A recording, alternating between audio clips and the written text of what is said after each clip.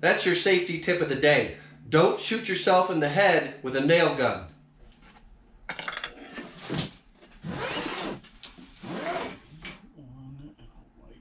We're going to do a 16th under.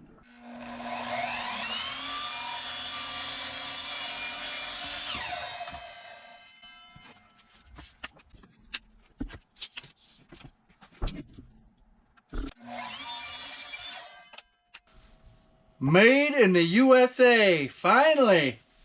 Got some American products here on the old Handyman.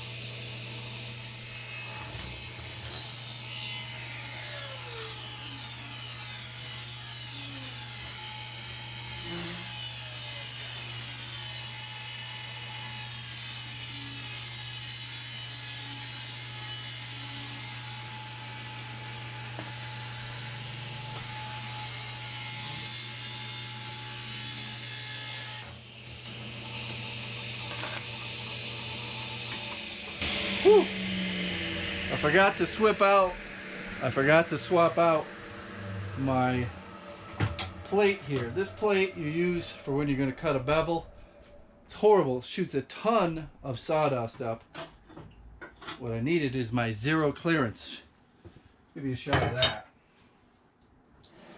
But using this zero clearance here with the splitter keeps wood from being able to swing out and get jammed in there, and keeps all the sawdust going down.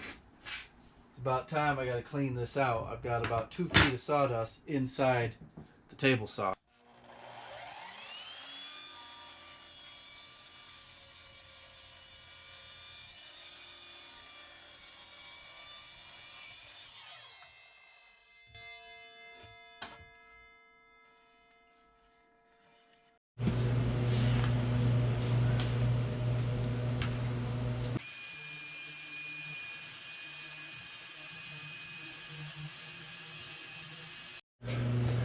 So I just wanted to point out a pretty major time setback. This here, I'm getting ready to spray. I'm in the home stretch of this project. And sanding, I just ripped this giant splinter off the inside of this piece of trim. There's no way for me to reuse this. This is a ripped piece of trim. Luckily I've got a bunch. I'll have to cut a whole nother one to length, rip it through the table saw, and start over sanding again. Should only take 15 to 20 minutes, but it's a big mental setback. I did not want to be doing that, and I do not want to glue and fill and waste the same amount of time saving this piece of wood. Pain in the butt sometimes, but you gotta do what you gotta do. It's time! This is the last segment, the final push till this door is done. We're putting on the trim. And I do have to say, this trim, I wish you could see it in person. It looks factory, like it was made in a factory. I don't know what the angle and the glare is on your end. I'm trying to give you a close-up. It's the beauty of working with lacquer. This door trim is not a high traffic area. People aren't going to be walking on this, chewing on it or anything like that. It's a medium hardness, durability, but the finish is perfect. It is almost impossible to screw up. The process is just stick it up there and nail it in place. I'm going to use an 18 gauge nails that will go through the trim and into the door jambs. I'm going to still use 18 on the outside. It'll go through the drywall and into plywood, I believe. On the other side, it's a little different, so stay tuned. I'll show you what I have to do on the other side. It's very unique. It's a different house, different era.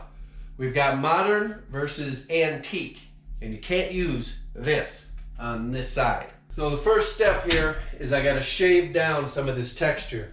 This is a fancy skip trowel texture. This is labeled inside, and it's kind of reversible. So the nicest end I want shown towards the inside of the room. And there's a little texture gobble, dibble dabble right there. It's gotta get scraped off. Didn't really want to make a mess today, but you gotta do what you gotta do. And just gonna get it over with. And scrape this texture off. Yeah. This one was ripped down to fit over here behind the door. It's one of those things where, is it gonna fit? Woo, it fits just perfect. So I got two different length nails. I got shorter ones, it's a half, and if it goes into the oak jamb. Of course, that's plywood, not real oak. Pulling the old Kaiser Soze here. Bang. Gonna give two. So a lot of people complain about the DeWalt. Well, I chose the battery system a while ago, and that's kind of what gets you to stick with a tool, is your investment in the batteries. I will agree, this flywheel design, that, listen, it sounds like it's dying, but that's just the sound these things make. It works. Is there better ones out there? I would say yes. If it does the same job without that annoying noise, then I would say that option would be better. I got a deal on trading in my old 18-volt DeWalt tools at a DeWalt distributor. So every major city, we're talking like the top 20 major cities in the world, will have a DeWalt distributor / repair center, a Milwaukee repair center and distributor. That's how I got into going from the 18-volt to the 20-volt. I had all these old tools that were all bought at either garage sales or the flea market, and I traded them in. They gave me a decent trade-in. All right, gonna get back to work. So this next procedure really isn't all that technical, but I'm gonna put this up here. You mind, this house is old and everything is crooked. From one side of the door to the other side, the floor drops 3/4 of an inch. This one is shorter than that one by about 3/4 of an inch. Lovely. Double tap. I'm gonna switch nail sizes because I'm going through 1/2 inch of drywall, then into the wood. Now you're probably wondering what's up with this area down here. This is gonna take some custom carpentry. This has to get built out a little bit, and then I'm going to be putting the baseboard that comes across here will get brought down to a custom size, come across here. This flooring here, keep in mind, remember I said this has to get built out. This whole transition from that side of the house to the new side of the house took some messing around to get everything to work properly. Not sure if I'm going to put a video on that. If you're interested in seeing that, put a comment down below. A lot of people get bored of the woodworking or stuff that doesn't have a massive transformation. Doesn't do too well on YouTube. So there is the finished product from the inside of the room. Looks amazing. Got a little bit of touch up there. I'm not even sure what that thing is there on the wall there, but something got rubbed on there. That'll get paint touch up. Now we got to do the other side. The other side is a different world, a different time, going back to World War II. Everything on this side of the door was built right around the bombing of Pearl Harbor, 1941. And when I work on these older houses, especially the 1941, 1942 houses, it's just kind of a weird feeling. Like, who is the last guy? Who were the guys that put this plaster on the wall? What were they thinking? Were they worried about getting drafted? Were they Polish immigrants? Who knows? It's gonna be a good day or a bad day. Good day means I took my measurements correctly, and this piece of wood is going to fit in there just perfectly. And I don't have to go out to the truck and cut it. So, keep your fingers crossed.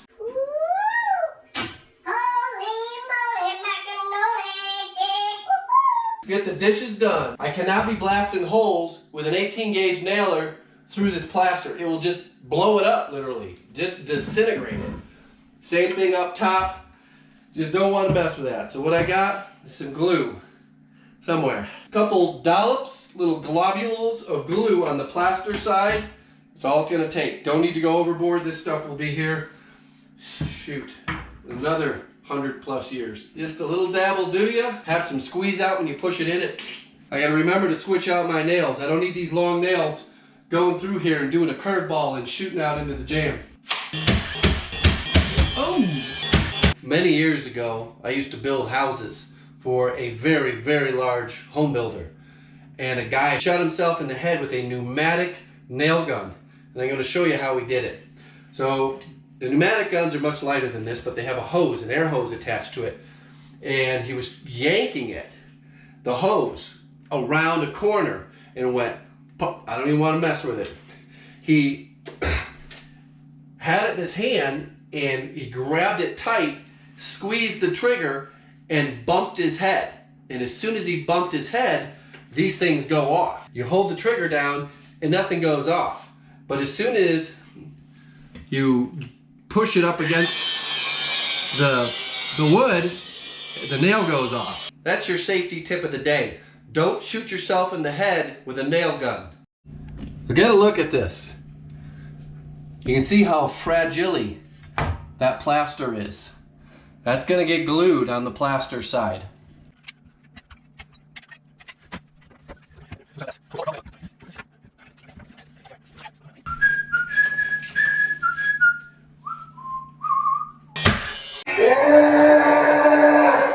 Alright, so that's what I didn't want to happen. Had a quirky little angle, I'll have to put that out and fix that. Try not to let that ruin my day. This is the last Friday I have for a long time.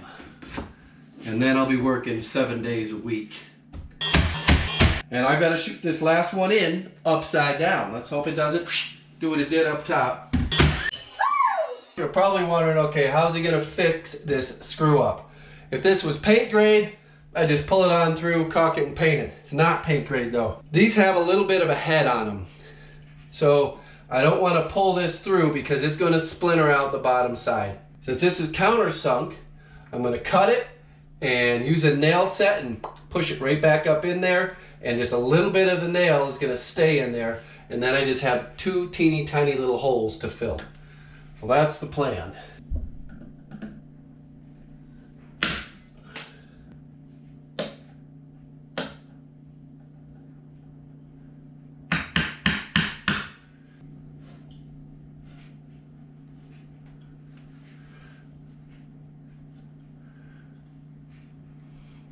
Damn, does that look good? Disappeared. This is a little bit of thin down wood filler. And I don't know if this will show or not. This has got multiple spotlights on it. Keep that in mind. Right over. It just disappears. Just disappears.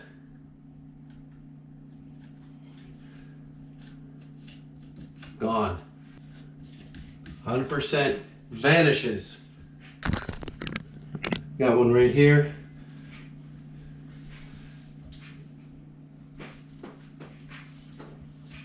Yep. Wiped out a little too much of that one. 100% gone. This works perfect. This is for red oak. It's Friday, and I'm on my way to a cocktail party. Gotta get all this cleaned up to be presentable to them city folks. A few more quick tips on filling nail holes. If you've got an entire house of nail holes to do, it's just going to be an extreme pain. It's going to be very painful. But if you got a project like mine and you feel like filling nail holes, you can use some wood filler. This happens to be made for red oak. If it dries a little bit lighter than your other finished area. You can hit it with a little bit of golden oak. Just shake it up a little bit. It looks way darker than it is. Doesn't come out that dark. Dab it on there, wipe your finger across it, and if it's not dark enough yet, hit it up again, let it dry just a little bit, and then wipe it. Usually comes out pretty good. Also gives a little bit of a sheen, a little bit of a coat over it. Those 18 gauge nail holes are so small, there's not a lot of filler there, so your eyes just roll right over it. Here is an 18 gauge.